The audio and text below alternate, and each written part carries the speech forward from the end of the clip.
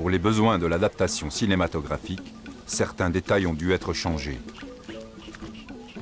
Cependant, l'histoire qui suit est authentique et le déroulement est identique à la réalité.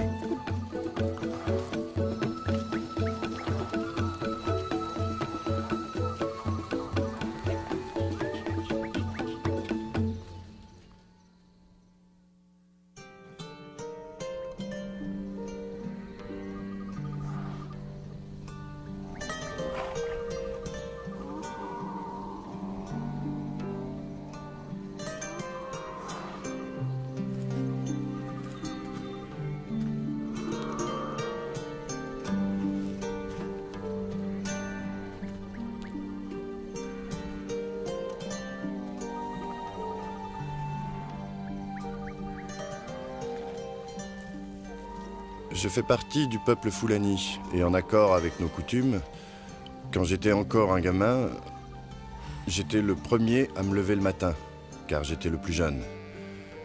J'allais ramasser du bois, je faisais un feu pour le troupeau, car la fumée éloignait les mouches qui n'arrêtaient pas d'ennuyer les animaux. Après, j'allais dire bonjour à mes parents. Ensuite, je prenais une calebasse séchée et j'allais traire les vaches. Quand j'avais fini, je devais relâcher les veaux pour qu'ils retrouvent leur mère. Après, j'assemblais le troupeau et je l'emmenais paître. Selon nos coutumes, c'est le devoir d'un fils de faire paître le troupeau. Sinon, ce fils est considéré comme inutile. C'était donc mon devoir.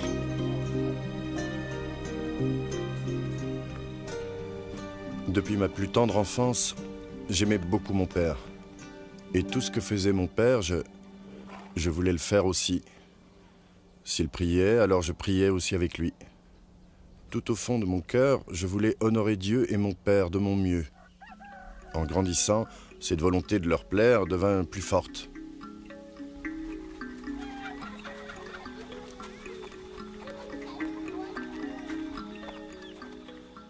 Père, je suis béni d'avoir un père comme toi. Tu m'as donné tout ce qu'un fils peut attendre de son père. Mais j'ai quand même une grande faveur à te demander, si tu as la patience de m'écouter. Dis-moi de quelle faveur il s'agit.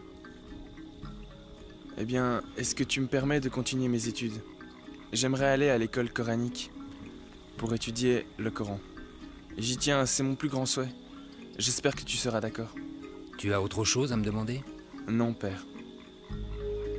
Bien. Oui, mon fils, je suis tout à fait d'accord. Tu iras étudier à Bochi avec le cheikh Ibrahim. Voilà. Merci, père. Qu'Allah te vienne en aide et que sa paix puisse toujours te guider. Amen, père. Alors, prépare tes affaires. J'y vais, père. Bien. Merci encore. J'y vais tout de suite.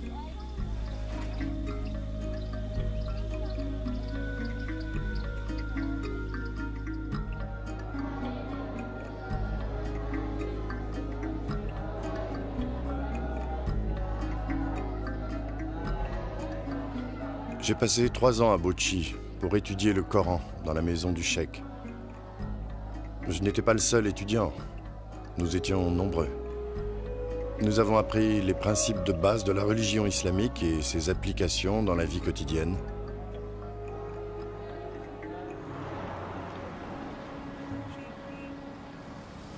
De là, je me suis rendu à Gombe où j'ai encore passé 2 ans à étudier l'islam.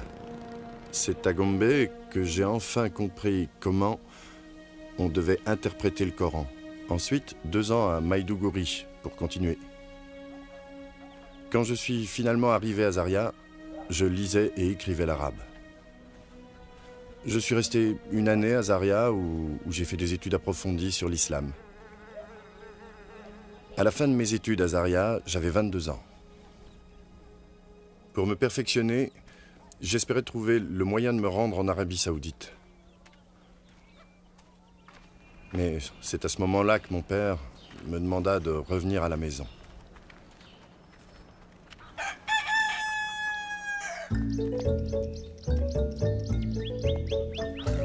Mon père trouvait que c'était mieux que je reste au village, pendant que nous cherchions les moyens pour m'envoyer étudier en Arabie Saoudite. Et il pensait que je devais me marier avant de partir pour un autre pays. C'est pour cette raison qu'il m'avait rappelé à la maison. Je ne pouvais plus voyager, je devais rester au village. J'y ai passé 1 an. Une année pendant laquelle j'ai retrouvé mon travail de gardien de troupeau.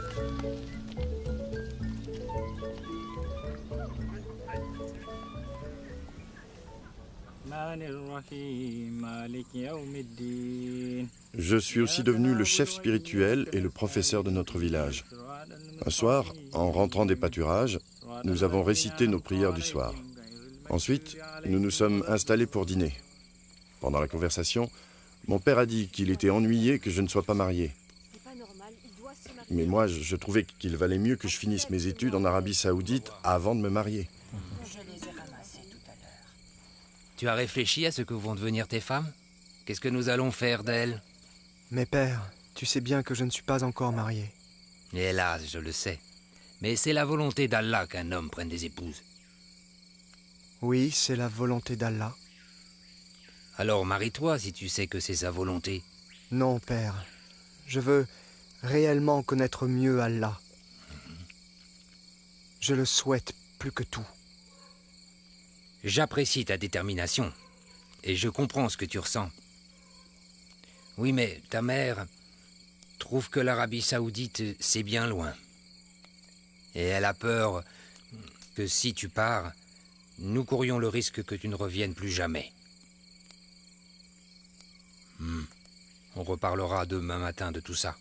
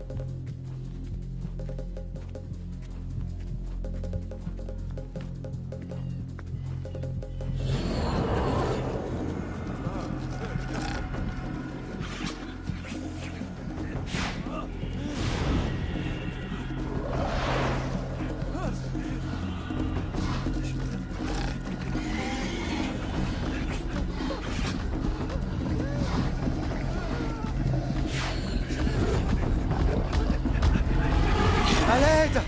Au secours! Au secours! Après ce rêve, qui m'avait bouleversé, je ne pouvais plus dormir. Je suis resté assis sans bouger toute la nuit. D'abord, je voulais en parler à mon père, et puis je me suis dit qu'il valait mieux ne pas lui en parler. Ce matin-là, je n'ai rien fait. J'ai pris un peu de repos. Le soir venu, on a récité nos prières, ensuite on a mangé en bavardant comme d'habitude. Et après, toute la famille s'est retirée dans les cases pour dormir. Comme tous les autres, je me suis aussi rendu chez moi. Dès que je me suis endormi, j'ai fait le second rêve immédiatement.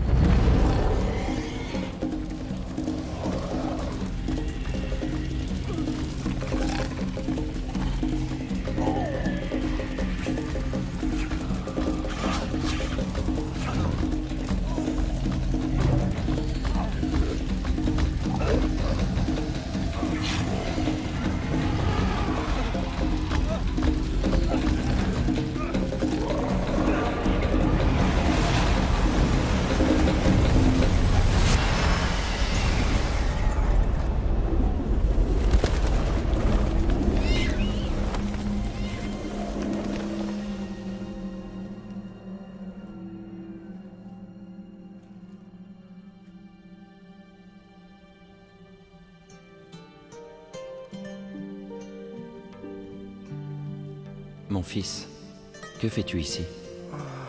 Je n'en sais rien. Veux-tu que je te ramène chez toi?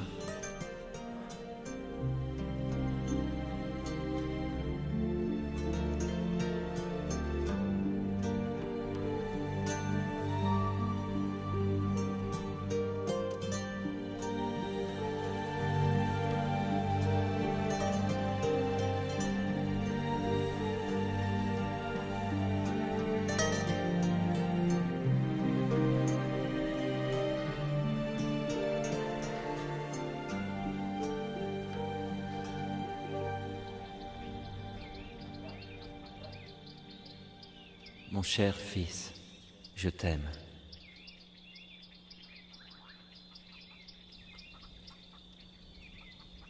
Ce second rêve ne m'a pas effrayé. Je n'ai pas transpiré comme pour le premier. Je me suis seulement demandé, qui est cet homme qui veut me sauver? Qui est cet homme qui essaie de m'expliquer des choses? Et immédiatement, je suis sorti de ma case en me disant qu'il fallait que j'en parle à mon père. Je lui ai raconté mon rêve. Sa réaction fut instantanée. On va chez le sorcier. Pas te préparer.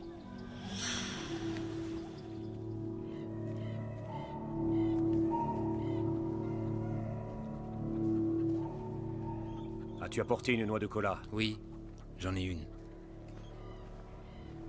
Tiens.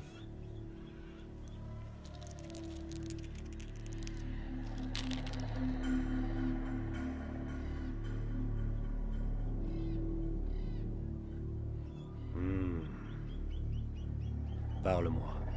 Parle-moi. Parle-moi.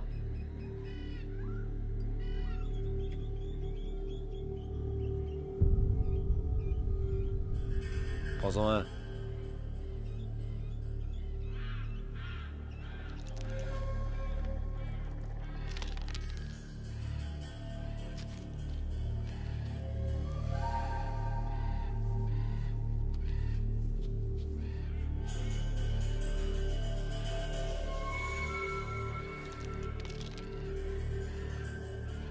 Le père, ton fils est entre les mains de sorcières. Oui. Elles auraient pu le tuer en 2 jours. Heureusement que tu es venu. Avec ces sorcières, je vais passer un marché.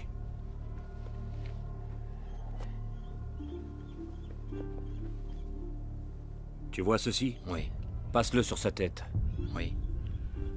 avant qu'il aille dormir. Bien. Quant à celui-là, il faut le moudre et l'utiliser comme de l'encens le soir dans sa case.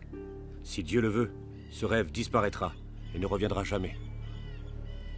Ce rêve, il ne le fera plus jamais? Non, il ne reviendra jamais. Jamais. Parfait. C'est fini. Bien. C'est déjà fait? Oui, oui, C'est fait.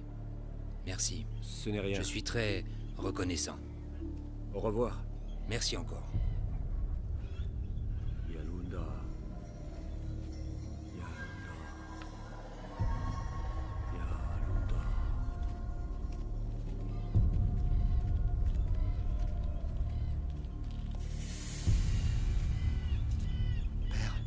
Père, Qu'est-ce qu'il y a? j'ai eu un autre rêve. Quel genre de rêve? J'étais sur le point de tomber dans une crevasse quand des esprits malins me sont apparus.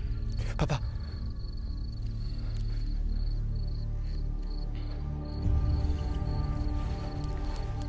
L'un d'entre eux avait des crocs et de longues griffes. Il a dit que si je ne sautais pas dans la crevasse, un lion se trouvant derrière moi me tuerait. À l'instant où j'allais sauter, l'homme en blanc m'est apparu. L'homme en blanc, qui est-ce? Oui, celui qui, dans l'autre rêve, m'a secouru. Qu'a-t-il fait pour toi? Il m'a demandé si je voulais rentrer à la maison. J'ai dit oui, alors il a demandé si je voulais qu'il m'aide. J'ai encore dit oui, alors il a refermé la crevasse d'un simple geste et m'a ramené. Avant de s'en aller, il m'a dit qu'il m'aimait et il a disparu. Et les esprits malins? Quand ils l'ont vu, ils ont disparu. Va te coucher, t'auras plus de mauvais rêves. Papa, j'ai la frousse. Qu'est-ce que tu dis? Tu peux pas avoir peur d'un rêve? C'est pas seulement un rêve, c'est bien plus que ça. Utilise la magie du sorcier et va vite te coucher. Si les rêves reviennent de nouveau, nous pourrons nous rendre à Sokoto demain matin pour voir un autre sorcier. D'accord? Essaie de te reposer.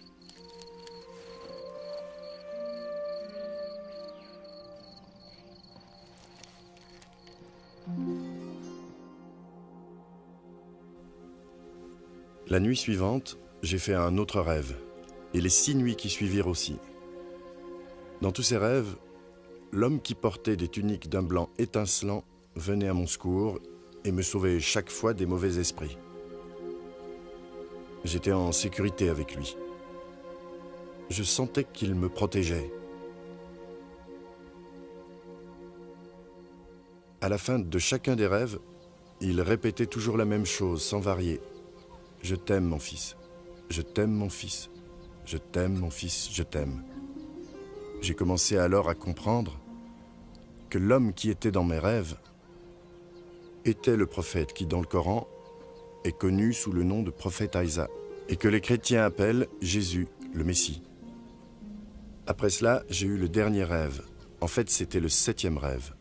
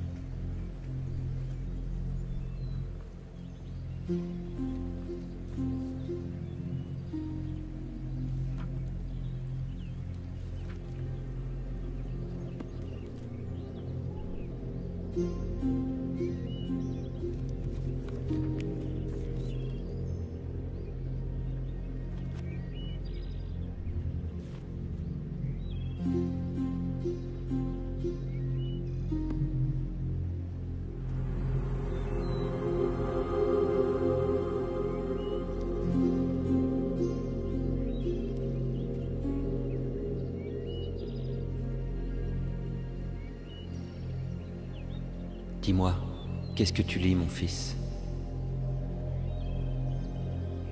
Un livre que je ne comprends pas. Tu as besoin que je t'aide à le comprendre? Oui, si vous voulez.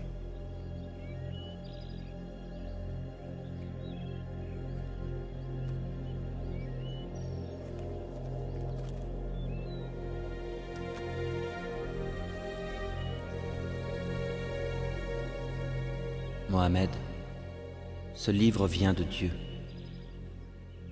Il contient sa parole. Tous les versets ont été inspirés par Dieu lui-même. Venez à moi, vous qui êtes fatigués et chargés, et je vous donnerai du repos. Prenez mon joug sur vous et recevez mes instructions, car je suis doux et humble de cœur, et vous trouverez du repos pour vos âmes, car mon joug est aisé et mon fardeau léger. As-tu déjà entendu parler du chemin, de la vérité et de la vie? Non, jamais entendu. Je suis le chemin, je suis la vérité, je suis la vie. Personne ne peut arriver au Père s'il ne passe par moi. Qui es-tu? Tu me connais sous le nom de prophète Isa. Je suis venu à toi pour te donner la vie éternelle. Si tu me reconnais en tant que ton Sauveur et ton Dieu, tu deviendras un enfant de Dieu. Parce que Dieu a des enfants? Les enfants de Dieu sont nés de son esprit. Les enfants de Dieu ne sont pas nés de la chair. Est-ce que tu crois en Dieu? Oui, je crois en Dieu. Si tu veux le salut, crois aussi en moi. Ce monde t'apportera de nombreuses épreuves. Mais réjouis-toi. J'ai triomphé de ce monde. Aimerais-tu me recevoir? Oui, je veux te recevoir.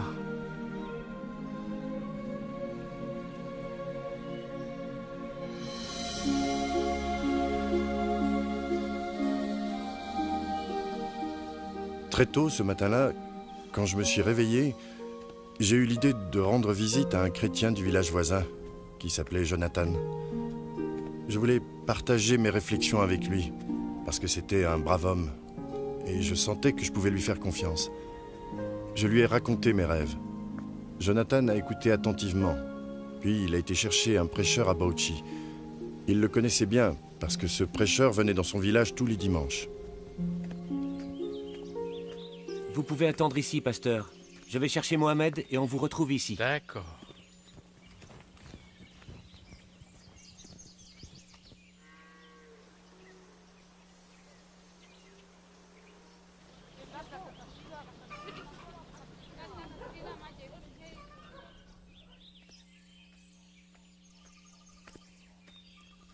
Voilà, Tu es de pasteur. retour?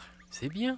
Et Mohamed? Il est là. Ah, c'est lui. Oui, je vous présente Mohamed. Bonjour. Pasteur? Approche, sois le bienvenu. Merci, pasteur. Mohamed, Pasteur? tu me parais bien brave. Ton ami Jonathan m'a parlé des rêves que tu fais. J'aimerais que tu me racontes ces rêves toi-même, en détail. C'est vrai, pasteur. Dernièrement, j'ai fait plusieurs rêves qui me font peur. Des personnes habillées en noir m'ont tourmenté dans ces rêves. Elles voulaient me tuer. J'ai craint pour ma vie. Chaque fois, j'ai été sauvé par un homme vêtu tout en blanc. Il dit que je le connais comme étant Aïsam, mais qu'il est... Le chemin est la vérité et qu'on ne peut pas aller au Père sans lui. Il m'a aussi demandé de le recevoir. J'ai raconté au pasteur tout ce qui s'était passé dans mes rêves. Tu dois le recevoir dans ton cœur, en tant que Dieu et Sauveur. Il a compris tout de suite que je ne pouvais plus me permettre d'attendre et accepter Jésus comme mon Dieu et mon Sauveur. Es-tu prêt à accepter l'invitation qu'il t'a faite pour le recevoir dans ton cœur? Réfléchis, Mohamed.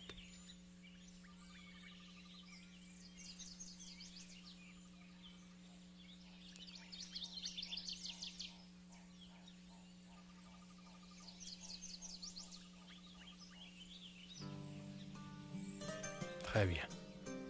Alors si tu le veux, je vais te guider. Tu verras que Jésus deviendra source de paix en toi.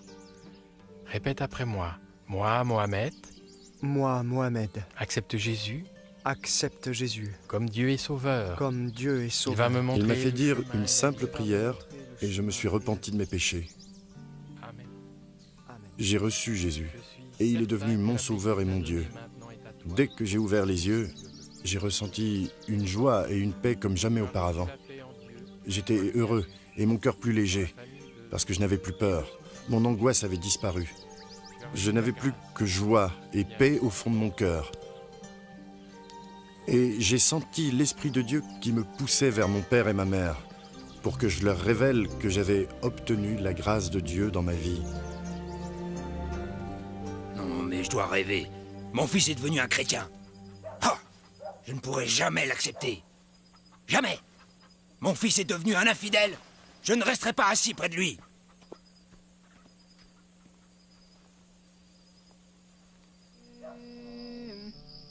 الله أكبر الله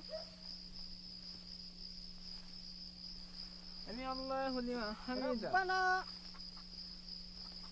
الله أكبر الله. Quelques jours après, mon père m'a demandé ce qui m'arrivait, parce qu'il avait remarqué que je lisais la Bible et que je n'allais plus à la mosquée. Il était très en colère contre moi.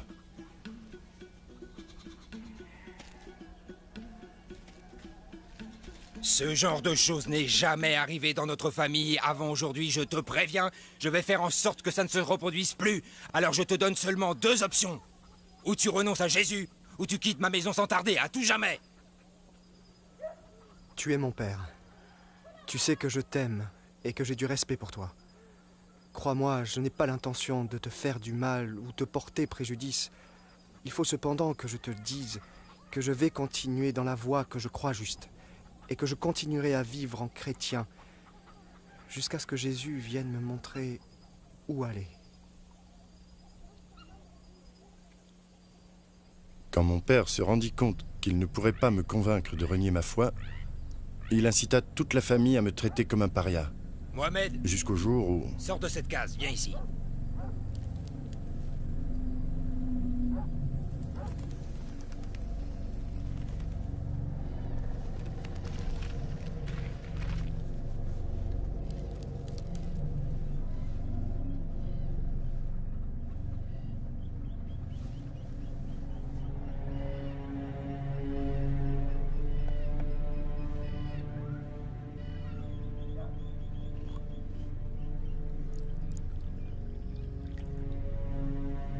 Bois ce liquide. Tu veux vraiment que je boive ce poison? Bois et tais-toi. Est-ce que tu peux m'accorder une faveur? Dis toujours. Je veux prier avant de boire. Non. Oh, et puis j'en ai rien à faire. Si tu veux prier, prie, mais après, je veux que tu boives. Entends-moi, Jésus. C'est à cause de toi que je dois boire ce poison. Je mets ma vie entre tes mains.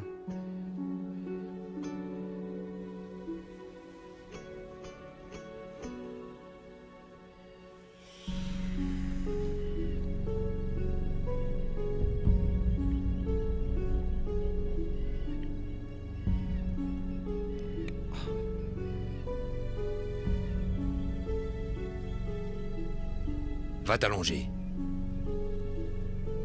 Mon père et la famille s'étaient réunis et avaient décidé de jeter mon corps dans la rivière dès que je serais mort.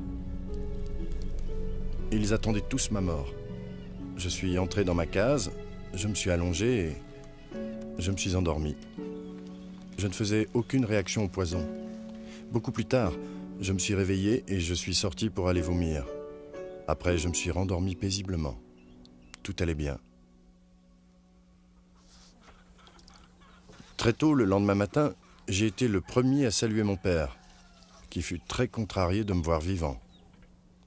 Sur le champ, il est allé voir les responsables islamiques pour qu'ils arrêtent les chrétiens qui m'avaient converti. Les juges à qui on avait confié cette affaire ont posé ce verdict: donner la mort au coupable qui s'est converti. Vous connaissez tous le verdict des juges islamiques? Il va rester ici cette nuit et... Quand mon père rentra ce soir-là, il réunit toute la famille. Il avait pris sa décision, et je devais être banni de notre village le lendemain matin. Il voulait surtout s'assurer d'une chose. Je veux que vous fassiez tout ce qui est nécessaire pour qu'on en finisse avec lui. Vous m'entendez? Mettez fin à sa vie. Compte sur nous, on va le faire. Va-t'en. Va vivre avec les gens que tu aimes. Moi, je t'ai assez vu. Je ne veux plus que tu vives à mes côtés. Jamais. Va-t'en. Va-t'en. Rends-moi ce pantalon et les chaussures.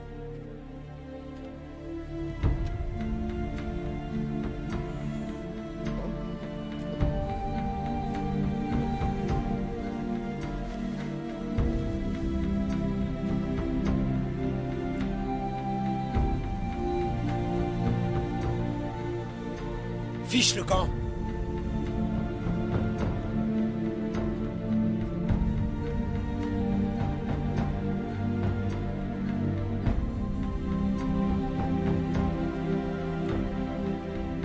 Allez-y.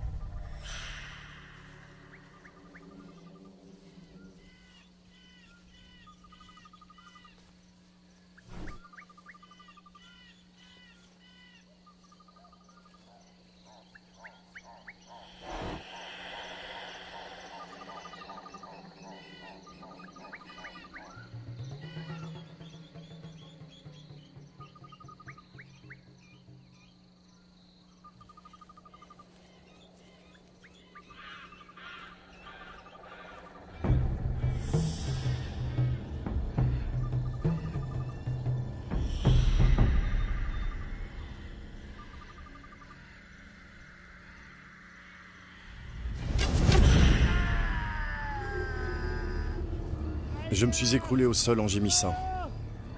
J'avais été transpercé par une flèche au niveau de la hanche. La douleur était vraiment insupportable. Au point que j'en étais presque inconscient, je ne voyais plus rien. Cependant, mon esprit continuait de fonctionner et me disait qu'il fallait enlever cette flèche. Elle devait être empoisonnée, donc si je l'enlevais pas tout de suite, elle finirait par me tuer. Je savais ce que je devais faire, il me fallait juste le courage. Je ne pouvais pas me relever. J'ai tiré sur la flèche et j'ai réussi à la sortir de ma hanche. Mais à ce moment-là, l'hémorragie a commencé. Mais Dieu m'a envoyé un homme du village de Jonathan. Il chassait et se trouvait là par hasard. Cet homme connaissait mon histoire. Il savait que j'avais des ennuis avec mon père et toute la famille. Il m'a aidé à me rendre jusqu'à la piste. Il y passait des voitures assez souvent. Il m'a emmené et attendu au bord de la piste jusqu'à ce qu'une camionnette arrive. D'un geste, il l'a fait arrêter et j'ai été emmené dans une clinique.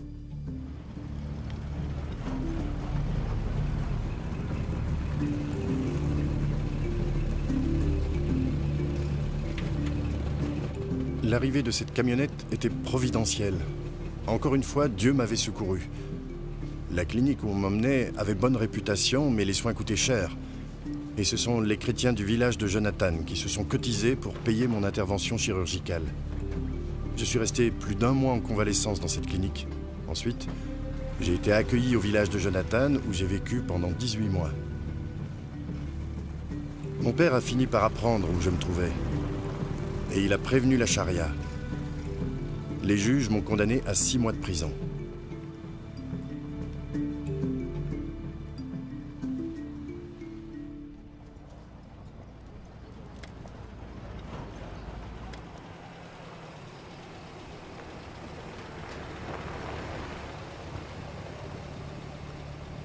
Après 6 mois de détention, j'ai été relâché et escorté dans le village de mon père par la police.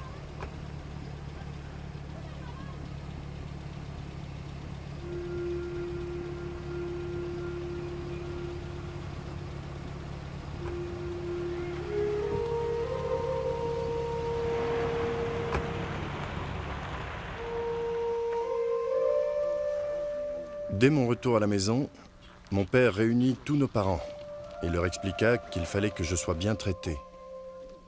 Il espérait que s'ils étaient bons et gentils avec moi, j'oublierais que j'étais chrétien.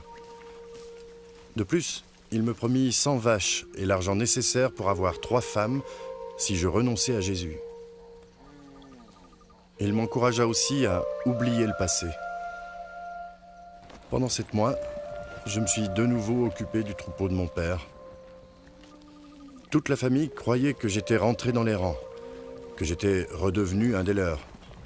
Au fond de moi, je me rendais compte que ma foi disparaissait peu à peu. Je compris alors que mon père et ma famille essayaient de me séparer de mon Dieu. Je compris aussi que je ne leur avais jamais ouvert mon cœur. Entre. Bonjour, père. Bonjour. Tu vas bien? Ça va. Assieds-toi là.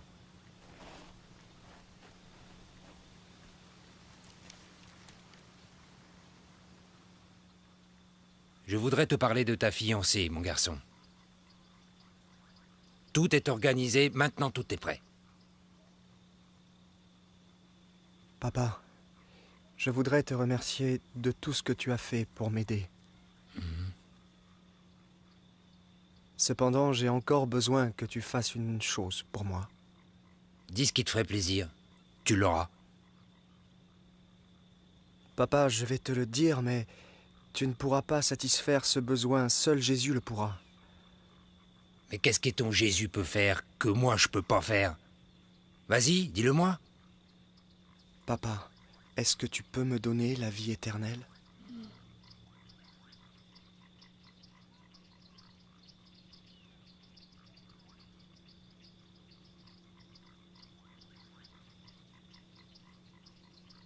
Non. Je peux pas te donner la vie éternelle. Papa, comme tu ne peux pas me donner la vie éternelle, eh bien je reste avec Jésus parce que lui va me la donner.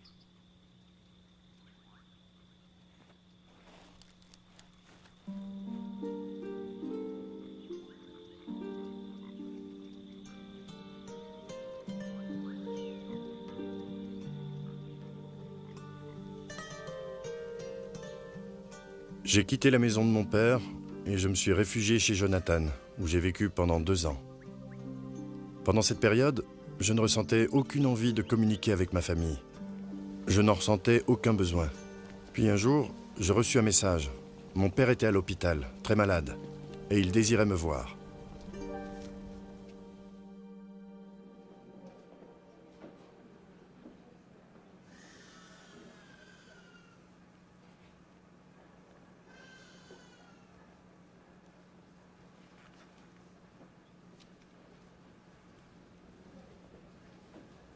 Père.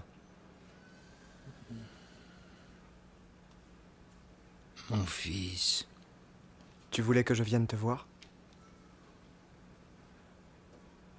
Je te demande pardon, mon fils. te pardonner, papa. J'ai bien des torts envers toi. Par ignorance, j'ai mal agi. Et tu ne m'as pas jugé. Papa, sache que je t'ai pardonné depuis longtemps. Que veux-tu dire, mon fils? Je n'ai jamais demandé que tu me pardonnes. Oui, c'est vrai, mais la Bible nous enseigne le pardon. Tu comprends?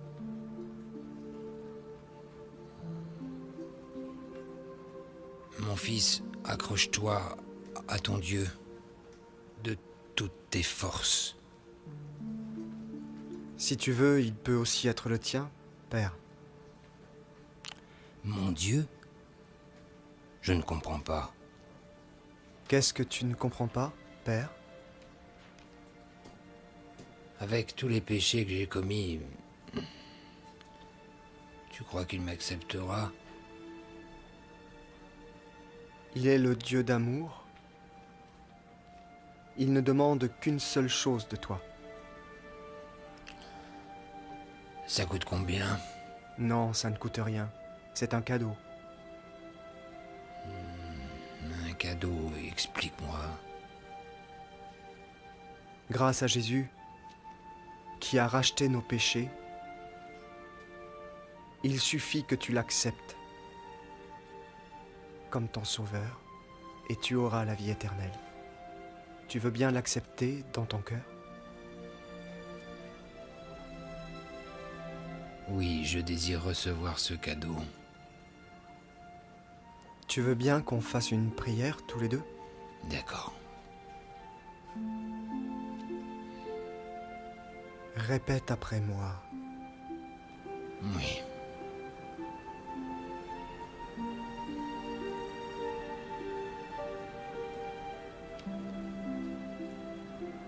Jésus, je viens devant toi. Oui, Jésus, je viens devant toi. Afin que tu pardonnes tous mes péchés, et je veux... Afin que tu pardonnes tous mes péchés, et je veux... Que tu deviennes mon Seigneur et mon Sauveur. Que tu deviennes mon Seigneur et mon Sauveur. Amen. Amen.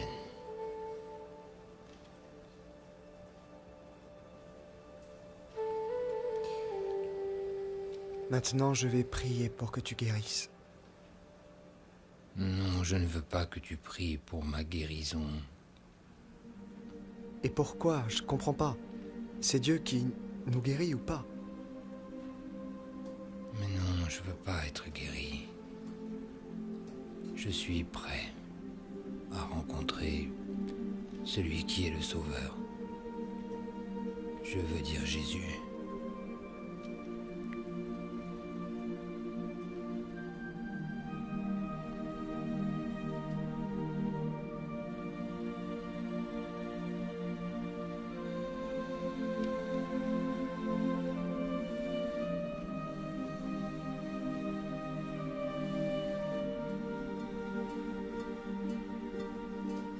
Mon père est mort 3 heures après avoir prié avec moi. Il s'est éteint dans la paix et dans la joie. Parce qu'il savait où il allait et qui il voulait connaître. L'espoir de rencontrer Jésus le fit passer de vie à trépas sans anxiété. Notre réconciliation effaça toutes les douleurs et les peines que nous avions connues. Dieu les fit disparaître. Et toi, mon ami, où en es-tu? Es-tu prêt à recevoir le pardon de tes péchés? Dieu est un Dieu de réconfort et d'espoir, un Dieu fidèle, un Dieu de justice et de vérité. Dieu est le chemin, la vérité et la vie, et c'est par lui que l'on reçoit la vie éternelle. Prépare-toi à le recevoir dans ton cœur. Laisse-le devenir ton Seigneur et ton Sauveur. Es-tu prêt, mon ami, dès aujourd'hui, à te repentir et à le recevoir comme ton Seigneur et Sauveur? Lui, il est prêt et il t'attend. adresse-toi à lui maintenant. Il prendra soin de tous tes besoins. Il te rendra victorieux dans ta vie.